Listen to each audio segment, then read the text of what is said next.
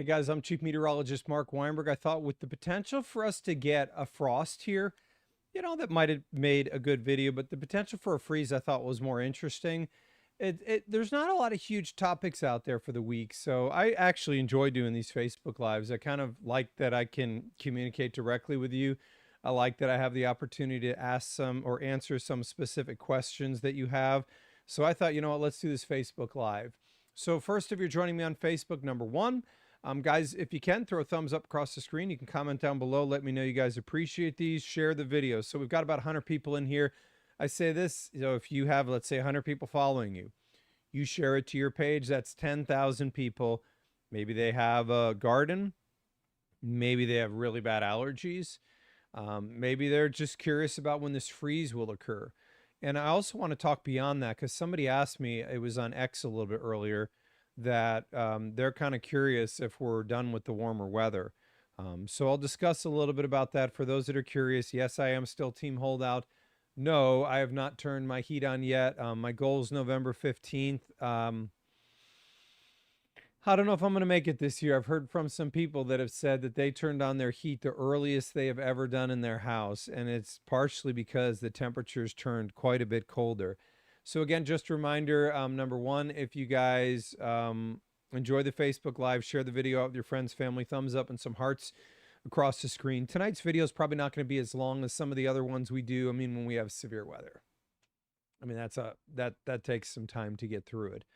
On a night where we have potential for frost and then a freeze, we'll probably get to your questions a little quicker. If there are a lot of questions, we'll spend some time answering your questions. So let's get into this one. Again, if you're on Facebook, share the video. For those that are joining us on X, thanks for coming in. Say hi. Those that are on our YouTube page, we always appreciate you guys jumping in. These videos are going to become quite important as we move towards winter, snow, sleet, freezing rain, as we go into spring where we have severe weather threats. Sometimes they're more than a slight. Sometimes we have multiple severe weather threats in a week. And those are going to be things where we're spending a lot of time in these lives. Sometimes I'm going to be live on TV. Rick DeLuca is going to be able to come in here and do some videos when I'm live on TV. So these, I think, because we've seen the demand on these really, really rise, are going to be things that we're doing a lot. And I've showed you guys this before, but we have built our big Studio C with the ability to have full punching capabilities. So, let's just say I want to show you radar and what's going on around our area when we have rotation on the right, or when we have, a line of thunderstorms coming through. We'll be able to show you that.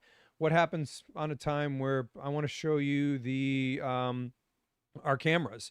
I want to show you the radar with our cameras there. Well, we've got the cameras on the right there for you. I want to be a little bit smaller in the corner. No, you know what? What I want to do here is I want to show you the frost advisory tonight where you can see that full and then maybe a little bit smaller.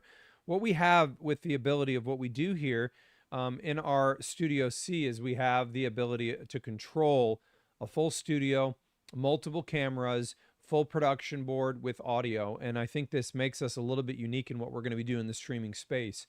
We're going to be a lot different than the kid that's in their parents' basement that bought a couple of lights on Amazon, threw them up there, and put some cardboard behind them.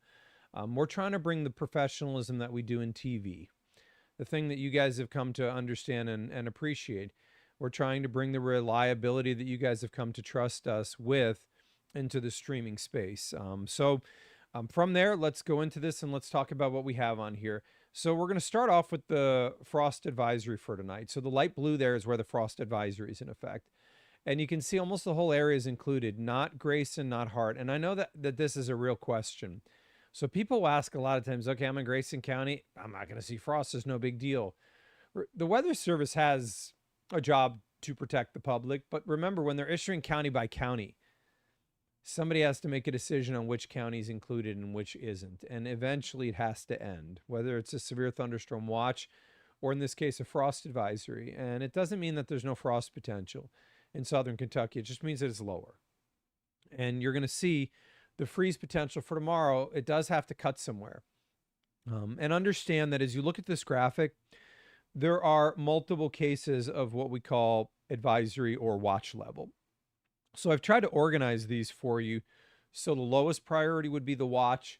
the advisory or the warning is a next level. And you're like, well, that doesn't make sense, Mark. A freeze watch is more, it's a bigger deal than a frost advisory. The watch is telling you that this could occur. The advisory and the warning are telling you it will occur. And you'll notice as we move towards tomorrow night, this one should get everybody's attention. If you're a gardener, this is a big deal. What you see here is we do have a freeze watch for tomorrow night. The Weather Service has been transparent, and I've said it on TV many, many times. It's the wind tomorrow. The reason that tomorrow is going to be colder than tonight is we don't have wind. And while that may seem something that's somewhat unimportant, the winds are very, very important. They can make it feel very chilly, but this may sound kind of contradictory. Winds don't let you cool as much at night. What? So this again may surprise you. The sun technically is not the reason it warms up in the afternoon. Indirectly, it is. So the sun shines down from the sky and it heats the ground. The ground then heats the air. So that may seem counterintuitive in a sense, but it is factually how things occur. So at night, it's the exact opposite. We lose the sun, so the ground starts to cool. The ground cools quickly, cools the atmosphere above it. Now it cools the atmosphere above it that's in contact with the ground. So when you have breezy conditions, it mixes the slightly warmer above the ground like a blender would. And that is exactly why we look for the coldest nights to have no wind. So tomorrow having little wind is the reason why there's a freeze watch. So if I mention that we would have to then upgrade from here, so the upgrade would be a freeze warning or a frost advisory. And you can see this covers every county in our viewing area, the freeze watch. Whether they go with the frost advisory or freeze warning, we'll see. My opinion is they're going to go freeze warning. This is a big deal in several ways. Agriculturally speaking, freezes can end the growing season. Hard freezes will end the growing season. Just for your definition, again, I really enjoy kind of teaching a little. So frost generates at 36. Freezes occur at 32. Got it.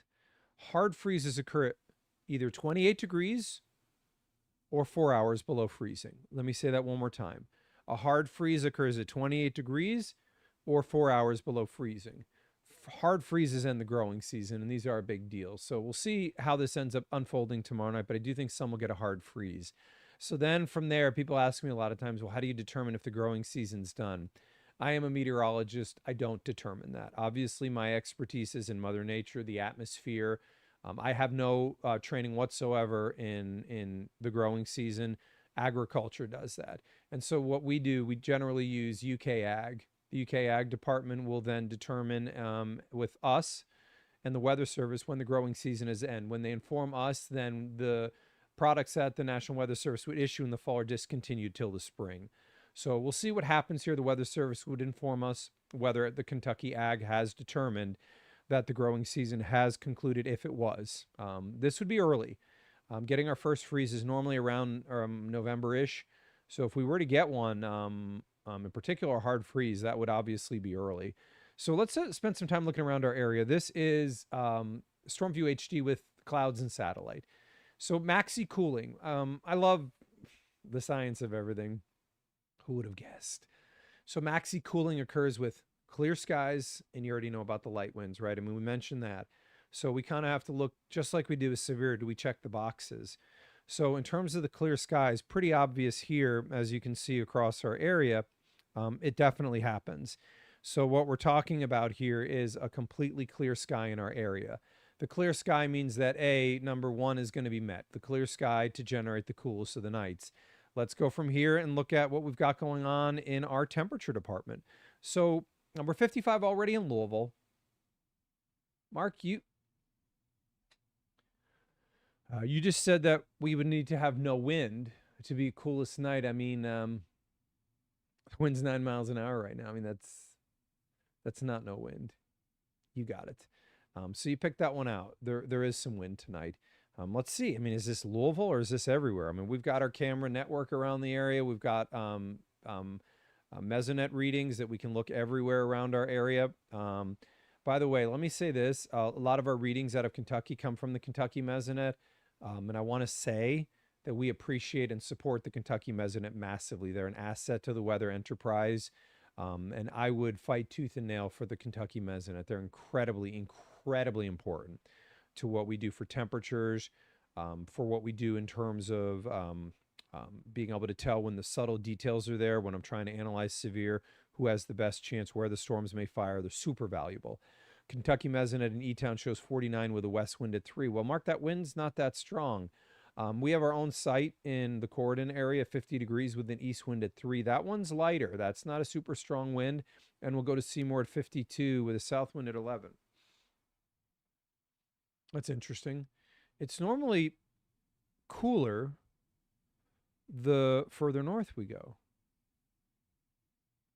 Why wouldn't that be the case tonight? I mean, the cold air is coming from north. I mean, everybody knows the cold air comes from Canada. This isn't rocket science. Correct. The wind is stronger. And it shows you that concept I mentioned of mixing the atmosphere. So because that wind's a little bit stronger in Seymour, yeah, the mid-level temperatures are actually a little bit cooler.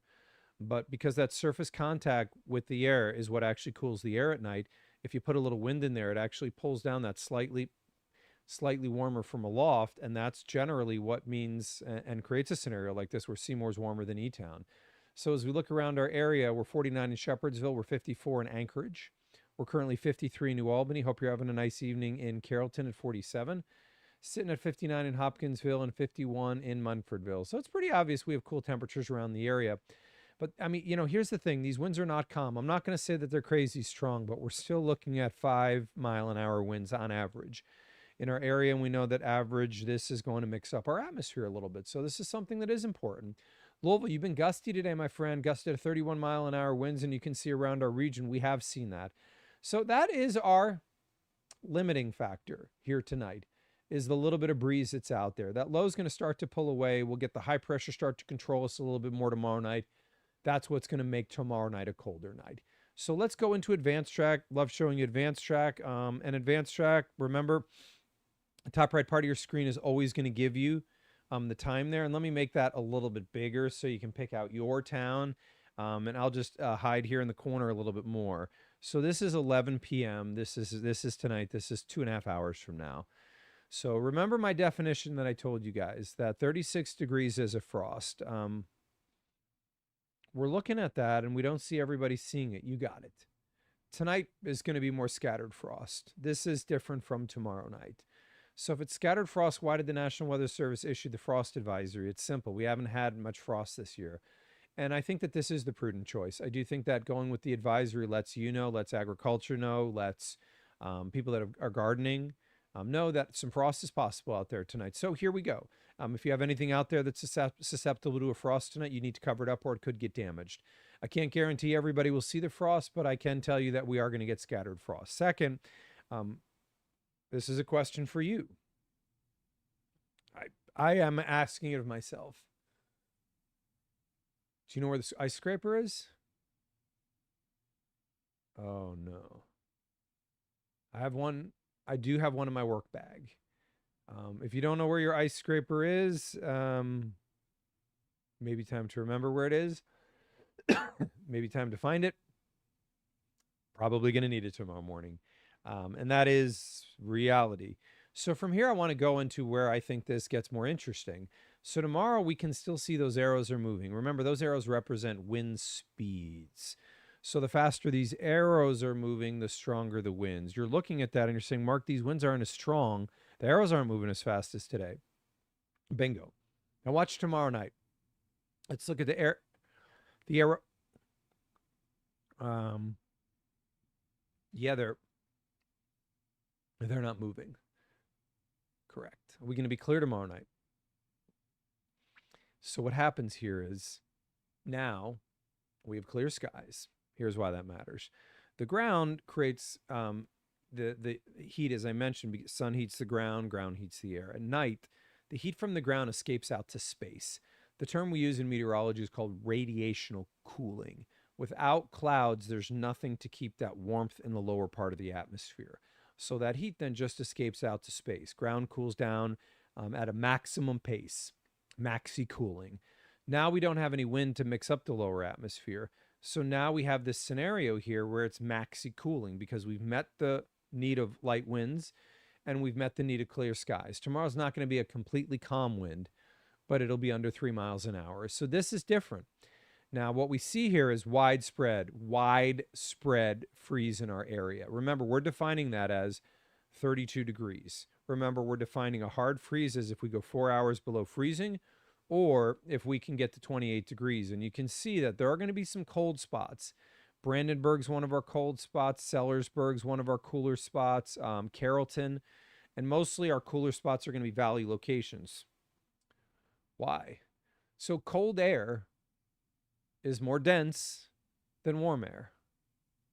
What? Cold air is heavier. So if something's heavier, I'm just going to give you an example here. Let me see. I have a football over there, but I'm not going to walk out. Let's say I've got a ditch here, okay? And I've got a rock on the side.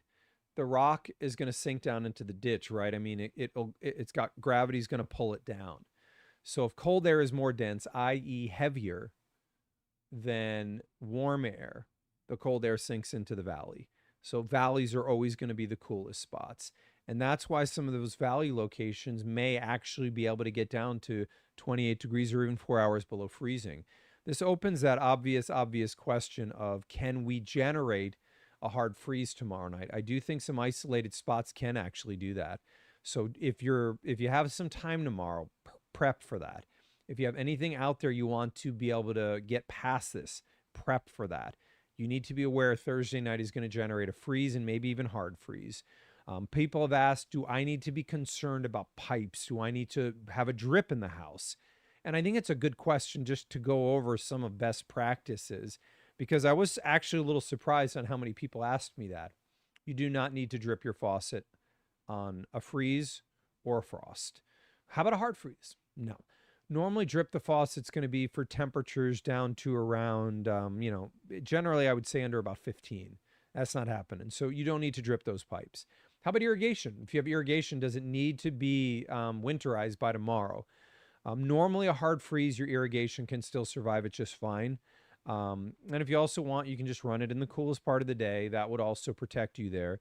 But I know some people probably want to get maybe 1 or 2 more waters in before they winterize. I don't think it's necessarily a bad idea. So I just mentioned that. Another question I got that I wanted to dive into here is, because it's going to be cold tomorrow night, is this it?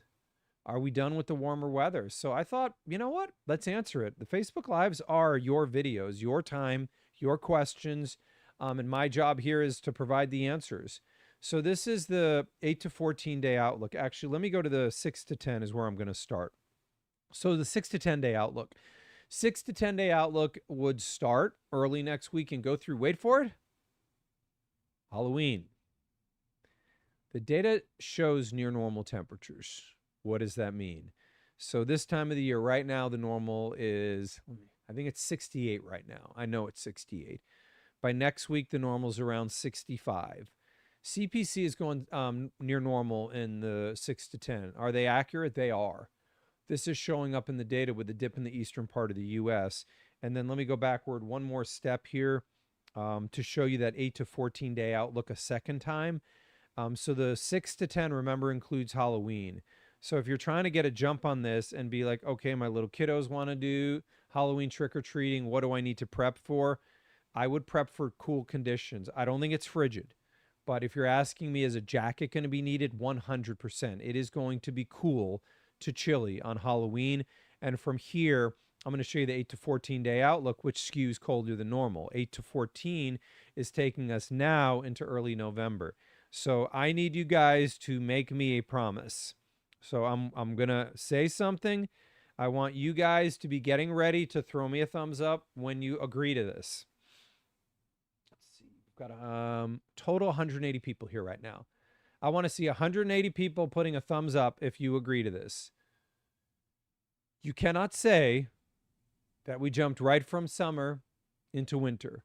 We're probably going to get 2 weeks of near normal temperatures. The last week has been near normal. We had some 70s this fall. The spring of this year, we had a stretch of 60s and 70s that were phenomenal. You guys cannot say we did not have a fall and we did not have a spring this year. 2025 is the year that we had the fall. And let's be 100% transparent. I think we all know the reason we had that fall. I mentioned it yesterday. It's because I've been drinking so much pumpkin spice stuff.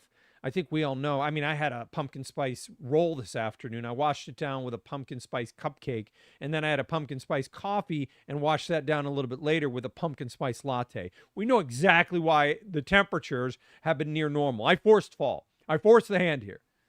None of that's true. I didn't drink that many pumpkin spice things. I don't eat sweets, and I did not have a pumpkin roll this afternoon or whatever they're called. But the temperatures are really, really, really going to feel nice here. So I think it's nice that we're getting a fall. I hope you guys get to enjoy that. And I always promise you guys a little bit of Q&A at the end of the video. Hopefully this helped answer some of your questions. Lastly, if you guys, before we jump into the Q&A, if you guys enjoy the videos, please throw some thumbs up. Also, you can comment down below with your thumbs up, hearts across the screen. You can comment with some hearts. And if you're on my Facebook group here, share the video out with your friends so that they know that they can come in, even after it ends, to answer some of the questions they have. So let's open it now up to some question and answer. So Kathy is saying pumpkin spice rules. Kathy, I'm going to say you are 100% right. Pumpkin spice does rule. It is weird.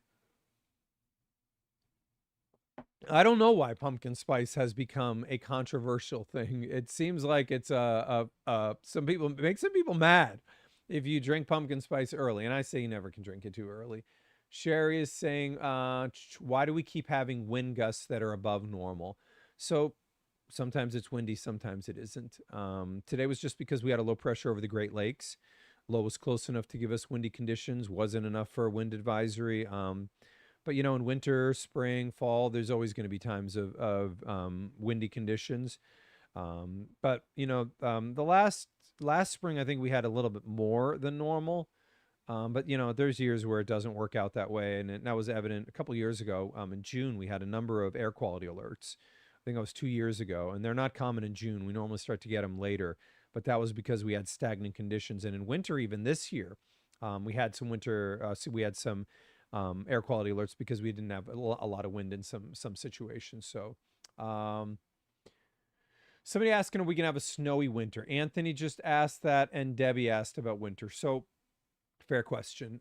We're working on our winter forecast right now. What we're going to do probably this year, we're probably going to do a special video just on the winter forecast. My feeling is we'll do it sometime in November. You guys know me. We're not trying to be first. We never have been. We don't feel like first is the way that we want to function. Our goal is to be the most accurate. And so we'll start looking at it. We'll spend probably the next 2 weeks putting that together. Rick DeLuca will work on that. Bryce will work on that. I'll spend a little bit of time on it as well. What we do is I tend to generate analogs, which is what we refer to as basically comps. Years that were similar to what we expect to be going on in the winter. Comp those winters out, average those all together, and that way our team, as we put that together, that forecast, has those analogs to work with and use those as comps so we can compare our winter. We're not there yet. My initial feeling is with the La Nina winter, at least for part of it, it's the first half. Just remembering back to some of our analogs, La Ninas traditionally do generate dips in the jet stream in the eastern part of the U.S. They normally are wetter than normal, but that doesn't necessarily mean snowier. I think that we'll probably just, you know, an initial feel is near normal to slightly below normal on temps, wetter than normal. Doesn't necessarily mean snowier than normal, but we'll look through some of the comps and put that forecast out probably in early November. So good question. Let's see here. Debbie's saying, thank you for the forecast. Oh, absolutely. Let's see. Kelly's saying, I'm drinking a pumpkin spice smoothie right now. You need to wash that down with a pumpkin spice cookie followed by a pumpkin spice ice cream and then maybe one of those cinnamon rolls as well. I don't know what I just said. I've seen it online. But yes. Is cold going to hurt mums? So I would have to ask Fallon on that one. So what I do know a little bit about is lawn, only because I try to keep mine as green as I can. I don't know a lot about the flower bed. That's definitely not my area expertise. I don't know if the mums would be affected by a frost. My guess is if they're not, I don't know. Let me think of the term. perennial, annual. So I think whatever the one is that always goes year after year, those I think will probably be okay. My guess is the ones that, again, I'm going to have to ask. But if you have anything sensitive to a frost or freeze, cover it the next 2 nights. Patty's saying Mark Weinberg. Let me see here. Favorite meteorologist. Thank you. I appreciate that, Patty. She said, what weather instrument is a good rain gauge? It's a good question. This is probably going to surprise you. I don't know the answer on the ones that are out there.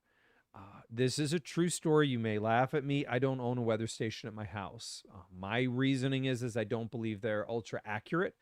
I believe many times they're subject to exposure error, which means they're too close to the home. They're affected by the wind blowing around the house, water hitting off the roof, things like this.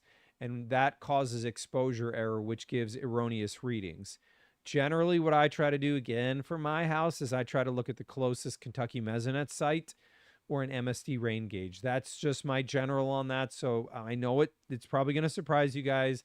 The only thing that I actually have that contains weather data is what I chase hurricanes with. It's a handheld temperature anemometer barometer, but that's the only one that I have. And my feeling for that is when I'm in a hurricane, you guys probably want to see the wind speeds that I'm measuring. So anyways, that's why. I do have a question for you guys. So by the way, somebody asked me next public telescope night. So I am not sure on this one. We did our public nights out at Tom Sawyer. I did it with the Louisville Astronomical Society. One of the problems that happened is so many people came out. It's not a problem, but so many people came out that it overwhelmed Tom Sawyer, and there wasn't enough people to manage that many people. So we need to come up with a solution on how we can manage those numbers before I do another outreach event. So we're trying to figure that out. When we do, I'll do another one, of course. But I don't know the answer as to when right now. So apologize on that one. I do have a question for you guys. We still have about 100 people in here. On a night where it's not active, I was curious, would you guys be interested in this? Throw me a thumbs up if you think this is a good idea. So many of you know that I am a storm chaser. I've been chasing hurricanes, tornadoes, since the first year I chased was 1996. In the course of my career, I think I've seen 13 hurricanes. I've been on an EF5 tornado. I was a quarter mile away. Many of you guys do know this, that I was on the David Letterman show in 1999. You may not know this. I was on Maury Povich. I was on Montel Williams. This is a true story. Larry King. Do you guys remember Larry King? True story. So I had shot some video in 1999 that became very, very famous of what is arguably the most powerful tornado of all time, the May 3rd, 1999 tornado. This is sometimes known as the Bridge Creek tornado. It went into Moore. It devastated Moore. In Bridge Creek, Oklahoma, it took a foot of topsoil off the ground. I mean, just think about that for a second. It wiped the ground. As if that wasn't bad enough, it ripped the grass out of the ground. As if that wasn't bad enough, it took a foot of topsoil. It's arguably the strongest tornado in history. And we know for sure that it's the strongest winds ever measured on the planet. So I had just shot that video. The video became really, really famous. Montel Williams immediately had called me to ask if I would come on the show. I couldn't do their show in 1998 after I shot some famous video on October 4th because I'd already had a commitment to be on a different show. Montel Williams, after that video comes out in 99, calls, asks me to come on the show. I say yes. They asked that when I come on the show, can I just make it exclusive to their show until the show airs? I said, sure. So I'm on my way, flying it to New York to do the Montel Williams show. Larry King calls and asks if I can come on the Larry King Live show, which obviously would have been a monumental honor. Larry King Live's a big deal. I had to say no because I had already agreed to go on Montel Williams, and I had to tell Larry King I couldn't go on. So that video, I have my video online. It's on YouTube. But my question here would be, would you guys ever want me to do a video on something like that, where I just go through and discuss some of the experiences I had as a storm chaser, show you video of what it was like, and talk you guys through what it was like for me to be chasing that stuff? I thought that maybe that would be good. I can't do as many school talks as I used to because there's so much that we have to do on TV. but I could do a video, and that could be, of course, used in a classroom if somebody wants to hear what it's like for have a local storm chaser. I could take you through things like the May 3rd, 1999 tornado. I saw 13 tornadoes on that one day. One was an EF5. I could take you through what it was like to live through Hurricane Katrina. I was 4 blocks off the ocean, saw 28-foot storm surge. I watched a St. Bernard get washed into our parking garage, and I can walk you through what it was like. I've worked with the Doppler on wheels. I did that for 3 years. It's the reason my radar expertise is what it is. I worked with some of the best radar meteorologists in the world when I was a researcher with the Doppler on wheels. My graduate research work was on the Spencer, South Dakota EF4. It was an F4 at the time, is what we called it in 1999. I could walk you through Katrina, and I can take you through the legendary Hurricane Michael. So I would assume I'm one of the few people on the planet that has, been within a mile of an EF5 tornado and has chased a Cat 5 hurricane. This is also true. I wanted to climb Mount Everest. This may sound crazy. If you know me, you know me. But I thought it'd be cool to say that I've been on the tallest mountain on the planet. I've been in the most powerful hurricanes that Mother Nature has to offer, and I chased the most powerful tornado in history. So, but would that be something you guys would find cool if I did a commentary of some of and showed you some of my tornado video, my hurricane video of what it was like? So let's see. Loriana saying yes, that would be really cool. Kelly's saying love the stories. Kathy's saying she thinks that sounds like a good idea. Jennifer, yes. Yeah, it looks like a lot of people do think that would be cool. So maybe one day we will do that then. I'm trying to come up with some different things because it seems like the videos have become really popular, and maybe we can do some other things when Mother Nature's not ultra active, when we don't have severe weather to talk on snow, when we can talk about some other things. And I've got some other ideas we're brewing in terms of who we can bring on for guests sometimes, because I think you'll like where we're going to go. So any other questions here tonight about frost, freeze, and ask if you want about storm chasing too. Anything. Debbie's saying, I'm an awesome meteor. I appreciate that. All the nice comments in there. You guys can see them. I do appreciate that. So I guess we will do that video one of these nights. I'll tell you guys when I'm going to do it, and we'll show some of the video. Generally, so I have a reel of about 20 minutes of things like baseball size hail, rogue tornadoes, big fat wedge tornadoes, forming tornadoes, quarter-mile away from my location, EF5. I think I'm going to say I was about quarter-mile away from the EF5. It was going into more. We'll show the video someday so I can walk you guys through some of that. Let's see. Oh, Haley's saying she just met me. Haley, it was nice meeting you. I actually had dinner tonight out at Rapid Fire. It was nice meeting you out there. She took a picture when we were out there. If you guys ever see me in public, Haley can tell you guys I just tell the weather. So if you guys follow me and support me, I tell everybody that I appreciate you guys supporting me. And if you ever come up to me, anybody that's ever seen me in public will tell me that will tell you that I always make time. There's never an instance where I won't. So any other questions here about some of the chilly, some of the cold? Melody's asking, do I think that Radcliffe would get some frost?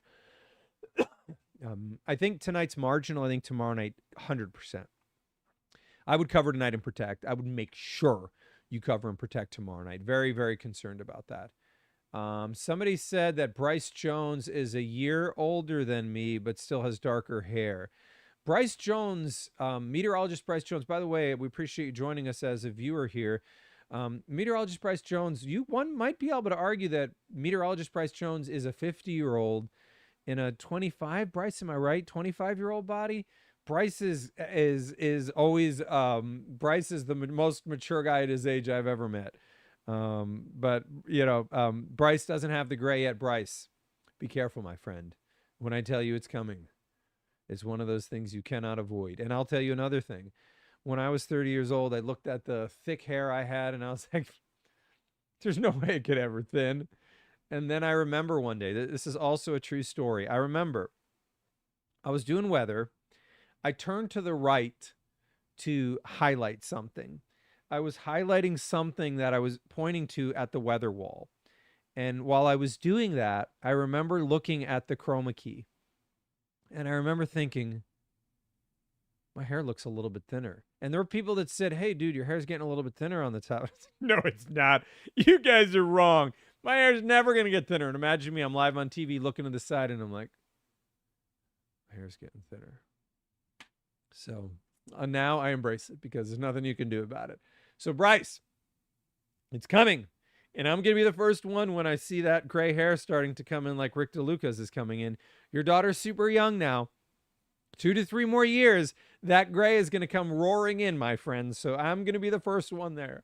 So yeah, Bryce is 27 years old. So Bryce is 50 in a 27-year-old body. You guys can see though, and this is one of the things I love about our team.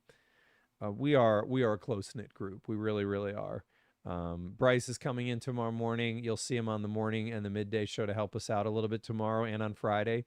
On his days off, he was supposed to be off on Monday, Tuesday. Bryce is coming in on Thursday and Friday and changed his days off so he can help out the team. Jude was in this morning. He was supposed to be off today to help out the team. That's who we are. If you were to ask any of us, is it extra work? Maybe, but why wouldn't you do that for your friend? And I think that's kind of what we have always tried to build here. And Bryce can speak for that. We genuinely would hang out with each other and be friends with each other. I look at if somebody's off and and they need some help, I look at it as an opportunity. I can help my friend. So I love that I can do that. And you sense that in our group and our team. And for me, as the chief meteorologist of this group, I don't do anything different. We operate and function as a group. We are as a collective.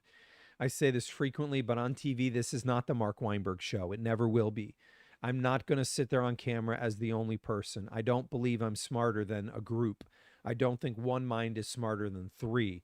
And so we function as a group and with a belief that collectively we're better. We're better as a unit. And that has been our theme and our philosophy and our concept.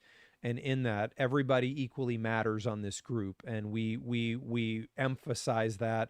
Everybody that works in this team understands how critically important that is in what we do. And I think it's part of the reason that you guys have seen we don't really have much turnover at WDRB Weather, and it's because we all realize we have something special, and I don't think anybody wants to leave that. So we generally have the same group, and we've had the same group for a really long time. There's in the entire time I've been here, and it's 21 plus years. Let me think. When we have had people leave, we've had 3 people leave. Katie was one that moved on to larger market. Katie went up to in Cleveland, and Katie knows she's always going to be part of the family, as every meteorologist that's worked with us. But yeah, I mean, I think that we all recognize that we have a special group, so it's kind of a fun thing, Any other questions, by the way? I got to get ready. It's 9:06. I still got to do a few things before WDRB News at 10 o'clock. So any other questions here? Let me go back up and just look here really quickly to see if there's any other questions coming in. Is snow going to be away for a while in Salem? No snow anywhere in the near future here. So no, there's not going to be any snow in the near future, nothing. And Nacho is apparently Ricky Bobby. Nacho, I don't know if you actually copied that, but if you remembered that fully, I'm going to say I appreciate that off YouTube. Leslie is saying she is joining us from YouTube and saying, what do I think about the Farmer's Almanac? Fair question. We've done statistical analysis on the Farmer's Almanac, and I don't want to throw darts. It's not my point here. It's not very accurate, so I wouldn't place a lot of value in it. Secondly, seasonal forecasts we put out because the demand is there. Seasonal forecasts are not the most accurate thing we do in my science. We are running into mega limits in terms of data and how it works and how it functions and its limited ability long term. So we'll put one out. If it was up to me, I would never put one out, but we know the demand is there, so we do put them out. We'll spend some time on it. Let's see here. How's Matthew doing? So Nancy asked about Matthew. So obviously Matthew must have put that out there. Matthew did get injured. He has some broken bones. And he's fine. You probably saw him on TV today. You'll see him with braces on both arms. So he does have some bones that are broken in both arms. He's good spirits. He's good. He came into work today, and he's probably going to miss a day or two, and then I think we'll see him back probably, late in the weekend or early next week, or maybe early in the weekend. But yeah, he had an injury. He's doing fine. It's fortunately just arms and things that obviously can heal. So I appreciate you asking on that, Nancy. Thank you for that. One last thing I want to say before we end this video, guys. All right. There are 87 people in here. Everybody, listen, focus. Before I end this video, I want you to do one thing, okay? I want you to type this with me, okay? So I'm going to tell you, and I'm going to be looking to the side because I want to see this. I want everybody to write as I say this, and we'll all hit enter together. Happy birthday, Bryce. It's Bryce's birthday today. Wish Mr. Jones a happy birthday. I want to see everybody. I want to see 80 of those flying across the screen as comments. Bryce Jones, you guys can see his comment in here. Follow him onto his Facebook page and tell him happy birthday.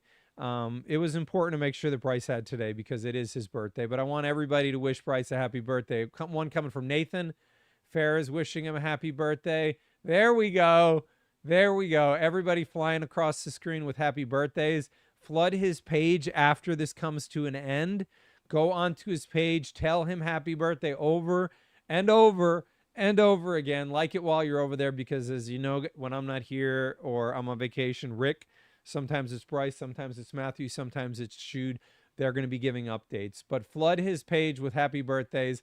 Let him know how much you appreciate him on his 37th birthday. I know he doesn't look 37. He may look like he's only 24 years old, but Bryce turned 37 today. Bryce, happy 37th birthday to you. And please make sure that you guys flood his page with happy birthdays. So I'm going to end the video for now, guys. I'll see you on WDRB News at 10 and 11 tonight.